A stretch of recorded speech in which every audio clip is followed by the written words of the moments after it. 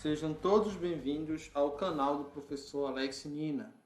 Eu sou administrador, geólogo, especialista em gestão de contabilidade e finanças empresariais, mestre em gestão de recursos naturais e doutorando em desenvolvimento sustentável.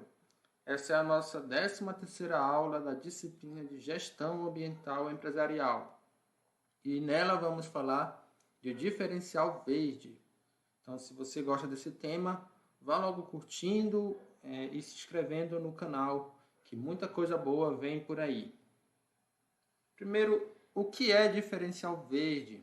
Então, diferencial verde corresponde às características que irão destacar um produto verde em relação a outros produtos, sejam convencionais ou verdes também.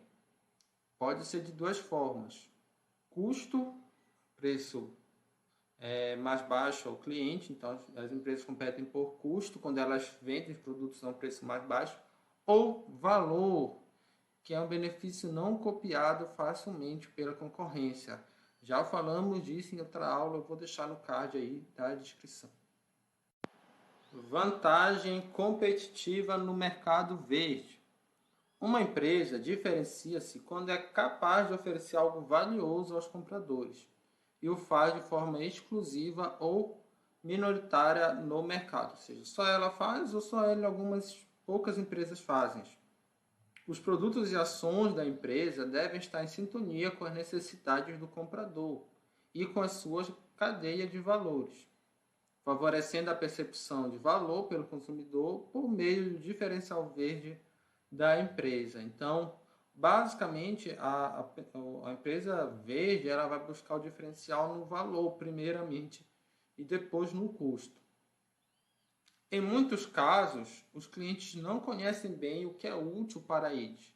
Isso pode significar uma oportunidade de diferenciação. Desta forma, utilizam alguns instrumentos para orientá-los na compra de produtos, tais como embalagem, propaganda, publicidade, imagem da empresa, atendimento, localização.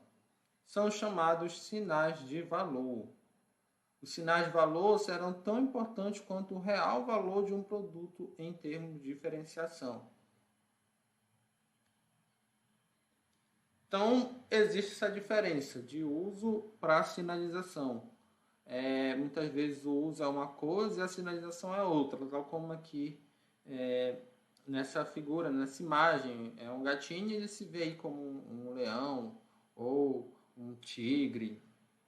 Então, existe uma diferença entre aquilo que realmente é e aquilo que sinaliza. E o ideal é que essas coisas estejam equilibradas, que não seja algo falso como aqui, né? Que a pessoa realmente se veja, o cliente veja o produto como ele realmente é, mas o cliente pode ver com diferentes olhos os produtos.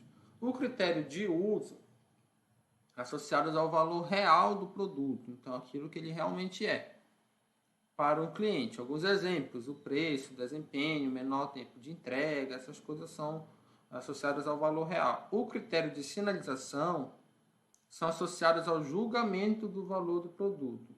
Advém principalmente do esforço de marketing da empresa. Então, o marketing ele pode fazer com que o cliente veja mais valor no produto do que, teoricamente, realmente ele vale.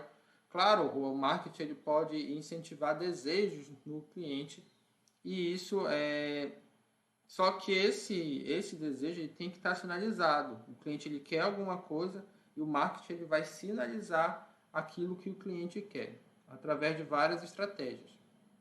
No caso do marketing ambiental, uma das principais estratégias de sinalização é a certificação. Então, o cliente, de cara, ele olha, ele já sabe que é um produto amigo do meio ambiente. Ele vê um selo como esse do Procel ou aqui o certificado de Green Sal, FSC, são vários certificados que existem. E aí é uma sinalização de que aquele produto é ambientalmente correto. Como obter a diferenciação no mercado verde ou no segmento de mercado verde? Existem 3 elementos que podem ajudar: marketing de relacionamento na empresa verde, desenvolvimento de uma marca verde e obtenção de uma certificação ou selo ambiental. O marketing de relacionamento na empresa verde, ele vai dizer qual é o relacionamento da empresa com cada cliente, como todas as pessoas que fazem parte da empresa, os colaboradores, se relacionam com o cliente. Então, marketing de relacionamento com o cliente é um processo contínuo de identificação e criação de valores com clientes individuais, compartilhando benefícios entre eles e a empresa. Tem um foco de fora para dentro. O planejamento é traçado a partir da perspectiva do cliente, não da empresa. Primeiro a empresa olha para o cliente para depois olhar para si. Então, muitas empresas buscam apenas o lucro no curto prazo, entendem que o relacionamento com o cliente ocorre tão somente no momento da venda. Então, você vai na padaria, compra o pão e para uma empresa tradicional, defasada, ela vai entender que acabou ali a tua relação de empresa-cliente, uma vez que o cliente já comprou o produto que ele quer. Quando a empresa tem um marketing no relacionamento voltado para o cliente, ele sabe que a relação cliente-empresa ela não termina na compra de um produto. Inclusive, é mais lucrativo o estabelecimento de uma gestão de relacionamento com o cliente, pois considera o potencial de venda ao longo da vida do cliente, além das vendas com produtos correlacionados. Então, se você tem um bom pão, um bom atendimento, provavelmente aquele cliente vai comprar mais vezes de você. Do contrário, se o pão for ruim, você vai até ganhar no primeiro momento, mas depois ele não vai mais na sua padaria. E você pode pensar em formas de fazer com que esse cliente compre de forma recorrente o seu produto. Por exemplo, você cria um clube do pão. A pessoa assina lá o serviço de entrega, por exemplo, pode ser assim, do pão na sua casa, e todo dia ela vai ter o pão de manhã. E numa só venda que a pessoa assina, o Clube do Pão, você já vende muito mais pães do que se você ficar indo todo dia, tentando vender todo dia e competindo com os concorrentes. Então essa é a ideia de você fidelizar o cliente. E além do mais, se você manter um bom relacionamento, você pode inserir outros produtos, quem sabe um pastel para o seu cliente, ou alguma empada, algo correlacionado, um bolo, os clientes que fazem parte do clube do pão. Então, você vai criar uma relação que é para além ali daquela compra e venda de produto. É importante essa diferença de market share com fidelização. Então, vou dar o exemplo aqui do futebol, né, os times de futebol. Todo mundo sabe que o Flamengo e o Corinthians eles têm a maior torcida, as maiores torcidas do Brasil. As pesquisas mostram e tudo mais. No entanto, algumas pesquisas mostram, aliás, várias pesquisas mostram que o nível de fidelização, ou seja, o quanto o torcedor é fiel, é maior nos times aqui do Rio Grande do Sul, do Grêmio, do Internacional. Do Corinthians também é alto, tá? Mas do Flamengo, por exemplo, é o clube que tem a maior torcida do Brasil, mas a torcida não é tão fiel, nada contra. Até eu não torço para nenhum desses times aqui, tá bom? Mas o Flamengo, já sabidamente, tem uma grande torcida, mas não tão fanática quanto a torcida desses outros times aqui. Um Grenal algo que para lá, Porto Alegre, então é realmente algo diferente. Então, esses times aqui, eles têm mais fidelização, ou seja, os torcedores vão comprar de forma mais recorrente os produtos do clube e tudo mais, o maior número de torcedores, não que não tenha torcedores fanáticos desses outros, mas você tem o maior número de torcedores que compram de forma recorrente, independente do momento, se o clube está bom ou está ruim. Aqui não, provavelmente você tem uma massa que vai comprar quando o clube estiver bom, e quando o clube estiver ruim, as vendas vão cair de forma mais abrupta. Então existe essa diferença. É claro que nenhum desses times é bom, o melhor é mesmo o Paysandu. Mas enfim, esse é assunto para outro momento. Então, market share é a fatia do mercado, a proporção de clientes da empresa em relação ao total de clientes. Ou seja, Flamengo possui 20% dos torcedores do Brasil. Isso é market share. Fidelização é o grau de recorrência ou engajamento dos clientes da empresa. Os torcedores do Grêmio, 20%, 30% compram de forma recorrente as camisas do clube. Outro exemplo aqui, um canal no YouTube. Ele pode ter muitos inscritos, mas com pouco engajamento. Então, você tem poucos comentários, divulgação, likes. Então, muita gente visualiza, mas não é aquele seguidor fiel, não interage com o canal. Outro canal pode ter poucos inscritos, mas com muito engajamento. Então, é essa a diferença de você focar no número de pessoas e de você focar na fidelização. E o ideal mesmo, vários estudos têm mostrado que é mais rentável para a empresa ela focar na fidelização. Isso é a gestão de relacionamento com o cliente. E aí, tá gostando dessa aula? Então se inscreva agora no canal, dê o like e compartilhe. Desenvolvimento da marca verde. Então você tem aqui várias marcas verdes e como é que a gente vai desenvolver essa marca para fazer com que os consumidores a reconheçam? Gestão de marca, isso aí. Quando o cliente já tem uma marca preferida, seu processo decisório se torna mais fácil e rápido. São os sinalizadores mais importantes de uma empresa. Uma marca é muito mais do que a identificação de um produto. Representa para os clientes o atendimento de desejos, estilos de vida, opiniões com os quais se identificam. Então, as escolhas do cliente são baseadas em aspectos racionais e emocionais. Grande parte das nossas escolhas são emocionais, apesar de sermos considerados seres racionais.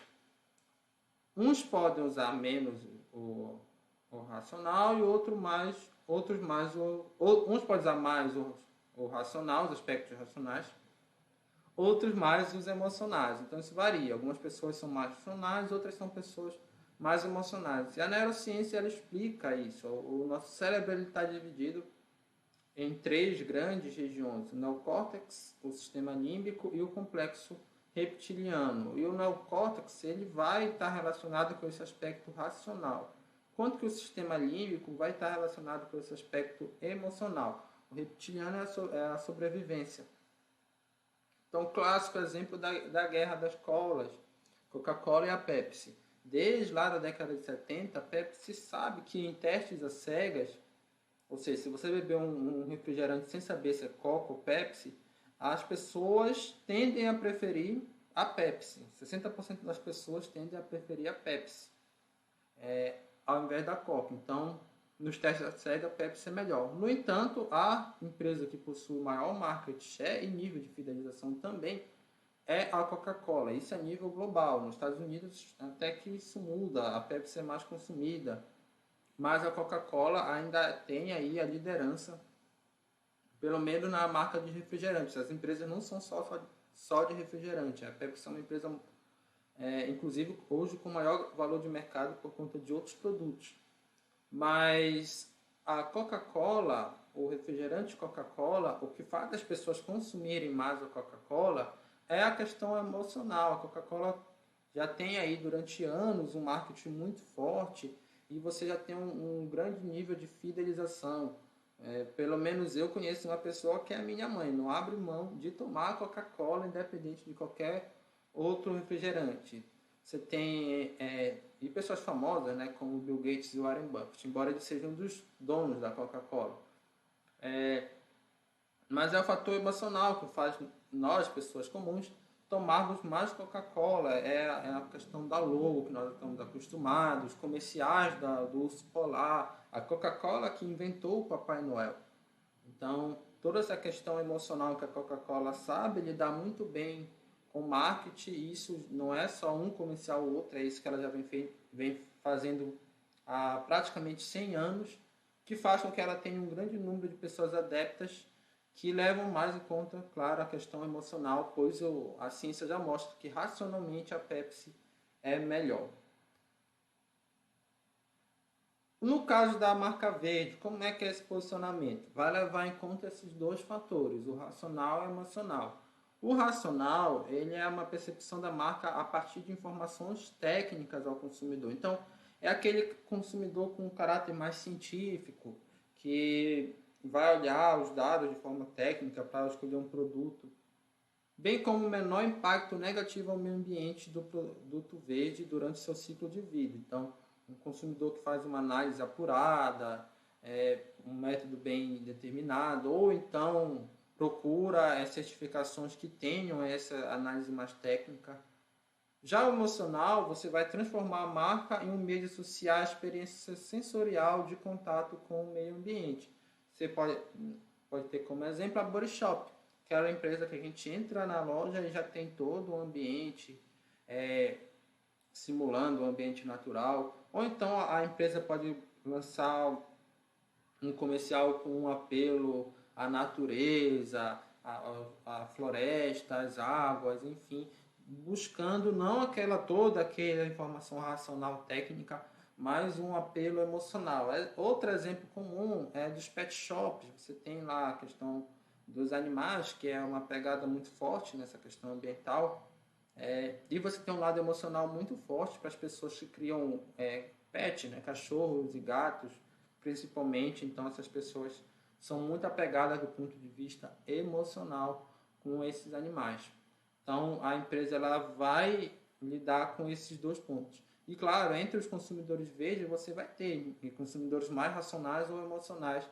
E vai depender da sua estratégia se você vai dar mais ênfase ao lado racional, colocar informações técnicas, é, ressaltar as informações técnicas. Não é que, não, que você, um produto que tem mais apelo emocional não tem informações técnicas, mas depende do que você vai ressaltar mais. Você vai ressaltar mais informações técnicas ou questões emocionais. Obtenção da certificação ambiental. Então, novamente aqui alguns exemplos de certificados. A certificação pode ser vista como uma marca própria. Se os clientes desconhecem a certificação, então ela não agrega valor à marca da empresa. Já se a certificação é bastante conhecida e valorizada pelos clientes, obtê-la é uma forma de associar a marca da empresa com a marca da certificadora, proporcionando geração de valor.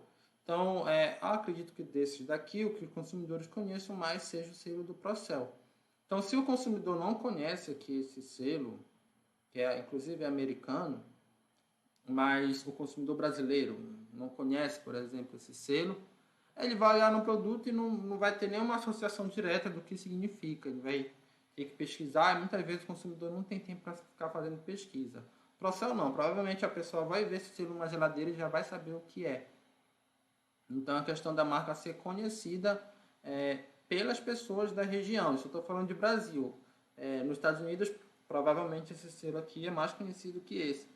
Então, você tem que saber o que é que, se o certificado que você quer obter é um certificado que seu público-alvo conheça. Ou então, se ele não conhece, você vai ter que fazer alguma ação de marketing voltada para que seu público-alvo conheça a certificação que você tem ou quer obter. Isso é importante. A certificação só vai agregar valor à sua marca, ao seu produto verde, se o seu consumidor conhecer. Os sistemas de certificação confiáveis são geralmente constituídos por três elementos. Então, você tem um padrão que define os requerimentos que devem ser cumpridos, uma avaliação realizada de acordo com o padrão definido, normalmente conduzida por uma terceira parte independente, a organização certificadora. E o credenciamento garante que as organizações certificadoras são confiáveis, independentes, competentes e geram resultados capazes de serem replicados. Então, são sempre esses três elementos importantes na questão da certificação.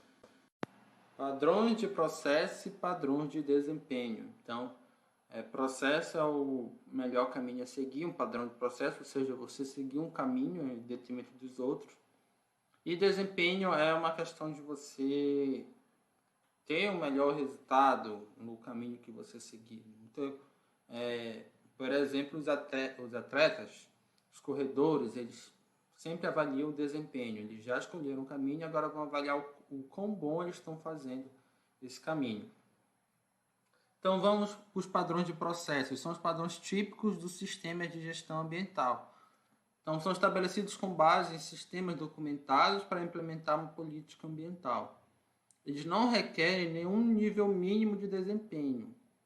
Então isso é importante. Quando o padrão é de processo, a empresa busca uma certificação que tenha um padrão de processo, ela não tem uma exigência de um padrão mínimo de desempenho.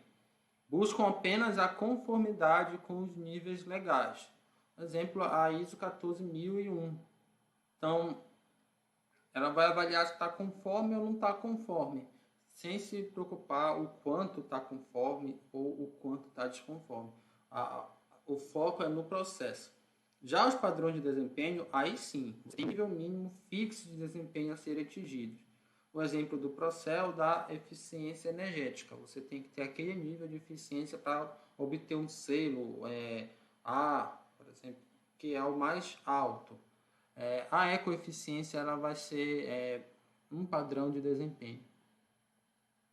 Os principais motivos para a empresa buscar uma certificação ambiental são demanda dos consumidores por produtos, alcançar novos mercados, demandas de investidores, doadores ou companhias seguradoras, pressão de governo como condições para obter concessão em contratos e pressão de fornecedores ou distribuidores.